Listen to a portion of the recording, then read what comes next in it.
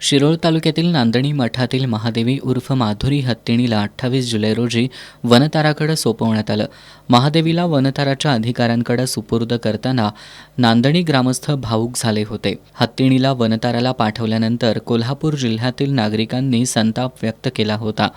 आमची महादेवी परत द्या असा एकच नारा देत आमदार सतेज पाटील यांनी नागरिकांची स्वाक्षरी मोहीम राबवली. सुमारे 2,04,000 नागरिकांच्या स्वाक्षऱ्या असलेले फॉर्म राष्ट्रपती द्रौपदी मुर्मू यांच्याकडे पाठवण्यात आले.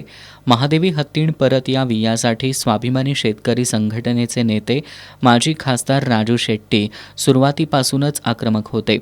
नांदणी ते कोल्हापूर अशी त्यांनी 55 किलोमीटर आत्मक्लेश यात्रा काढली. महादेवी परत यावी यासाठी जिल्ह्यात ठिकठिकाणी सर्व धर्मीय सर्वपक्षीय मूक मोर्चे काढले.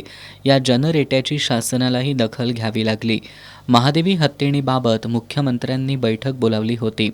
या बैठकीत सर्वोच्च न्यायालयात फेरविचार याचिका दाखल करण्याचा निर्णय झाला. दरम्यानच्या काळात महादेवी हत्तीण नांदणी मठाकडे परत देण्याची वनतारानंही तयारी दर्शवली होती. शासनासह मठाच्या वतीनंही सर्वोच्च न्यायालयात फेरविचार याचिका दाखल करण्यात आली होती. मात्र त्यावर सुनावणी झाली नव्हती. अखेर याचिकाकर्त्यांनी पुन्हा प्रकरण मेन्शन केलं. त्यानंतर सर्वोच्च न्यायालयानं सुनावणीस तयारी दर्शवली आहे.